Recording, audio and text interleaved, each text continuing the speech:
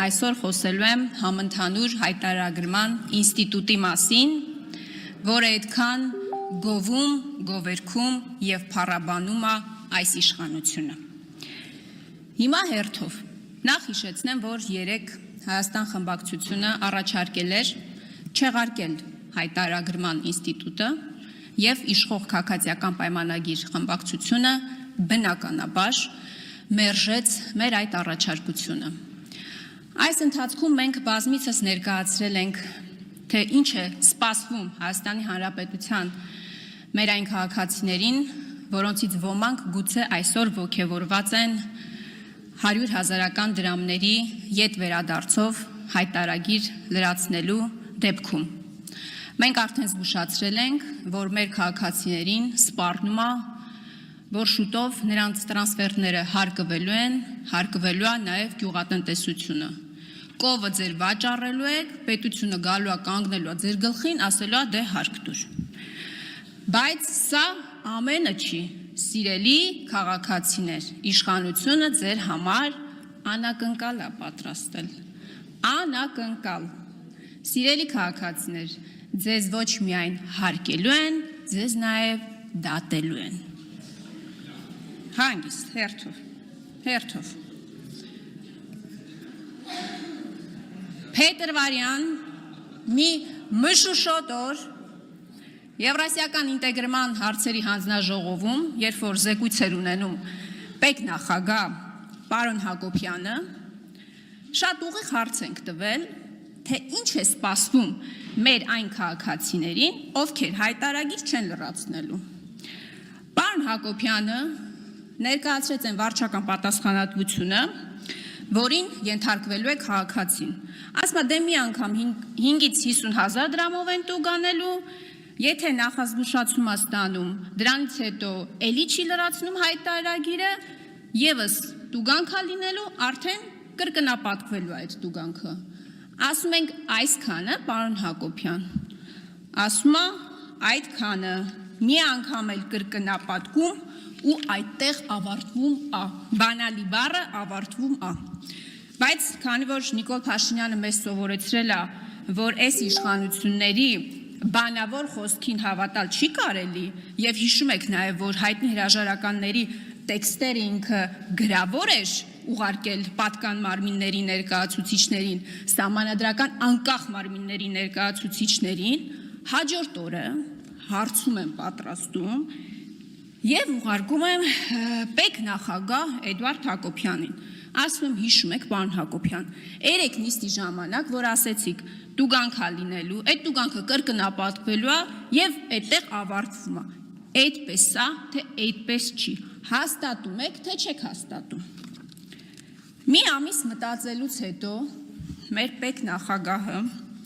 մի 3 էջով հարկային օրենսգրքի համապատասխան հոդվածներին այնց ծանոթացնում, որոնց ես արդեն տեղյակ եմ, բայց իմ հարցը շատ հստակ է, ասում եմ, այն ինչ-որ բանավոր ասեցիր, գրավոր հաստատում ես, և ասում է, որ քրեական հետապնդումը բացառելու հնարավորության հարցի վերաբերյալ դիրքորոշում տալը դուրս է Հայաստանի Հանրապետության պետական եկամուտների կոմիտեի իրավասությունների շրջանակներից։ Հիմա դուք կասեք, ինչ քրեական պատասխանատվության մասին է խոսքը և մեր սիրելի քաղաքացիները, ովքեր այսքան ժամանակ գիտեին, որ միայն վարչական պատասխանատվություն է սպառնում իրենց, եթե հայտարարագիր չեն լրացնում։ Սիրելի հայրենակիցներ, քրեական օրենսգրքի 444 հոդվածն է, որը սահմանում է, կարդում եմ բառացի, Հայաստանի Հանրապետության օրենսդրությամբ սահմանված հայտարարագիր ներկայացնելու պարտականություն ունեցող անձի կողմից հայտարարագրում կեղծ տվյալներ ներկայացնելը, հայտարարման ենթակա տվյալները թաքցնելը կամ հայտարարագիր չներկայացնելը, առավելագույնը 3 տարի ժամկետով ազատազրկվում է և նաև ուզում եմ բառացի կարդալ 2-րդ հոդվածը։ Հայաստանի Հանրապետության օրենսդրությամբ սահմանված հայտարարագիր ներկայացնելու պարտականություն ունեցող անձի կողմից հայտարարագրում կեղծ տվյալ ներկայացնելը կամ հայտարարման ենթակա տվյալը թաքցնելը որը հանգեցրել է առանձնապես խոշոր չափերով գույքի կամ եկամտի կամ ծախսի չհայտարարման,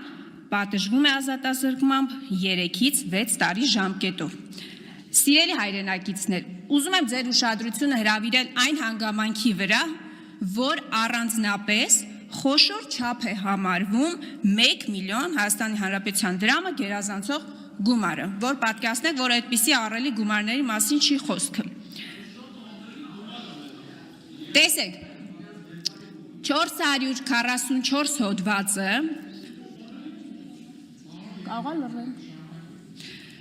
Քրեական օրենսգրքի 444 հոդվածը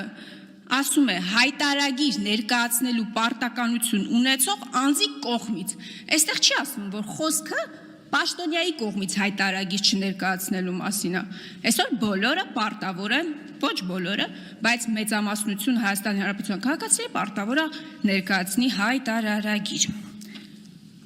Շատ լավ, պարոն Հակոբյանը, քանի որ չի կարողանում հաստատել իր խոսքը, բանավոր արտաբերած խոսքը, ինչ եմ անում ես, հարցում եմ ուղարկում մեր սիրելի գլխավոր դատախազին, ասում եմ տիկին գլխավոր դատախազ ջան, կա քրեական հոդված 444-ը, քանի որ մեր ՊԵԿ-ի նախագահ չի կարողանում պատասխանի այն նույն պնդումները, որոնք անում էր հանձնաժողովի նիստի ժամանակ, չի կարողանում եւս մեկ անգամ վերահաստատի իր խոսքը, խնդրում եմ դուք ասեք, արդյոք մարդը կենթարկվի քրեական պատասխանատվության, եթե հայտարարագիր չլրացնի կամ կեղծ տվյալներ ներկայացնի հայտարարագրում։ Բավականին երկար շարադրում եմ հարցը հոդվածներով եւ այլն, եւ ինչա պատասխանում գլխավոր դատախազությունը։ Այսինքն ինչ պատասխան եմ ստանում ես։ Իդեպ, սիրելի հայրենակիցներ, հարգելի գործընկերներ, հարցումը որպես ազգային ժողովի падգամավոր ուղարկել եմ տիկին Աննա Վարդապետյանին, բայց տիկինը չի բարեհաճել պատասխանել հարցմանը։ Հարցմանը պատասխանել է Արդարադատության 3-րդ դասի պետական խորհրդական Եղիազար Ավագյանը։ Ինչ է ասում Եղիազար Ավագյանը ազգային ժողովի, ինչ է ասում Եղիազար Ավագյանը ազգային ժողովի падգամավորի հարցմանի պատասխան, որ ուշադրություն, որ ձեր կողմից բարձրացված հարցի վերաբերյալ դիրքորոշում ներկայացնելը, ուշադրություն եւս մեկ անգամ,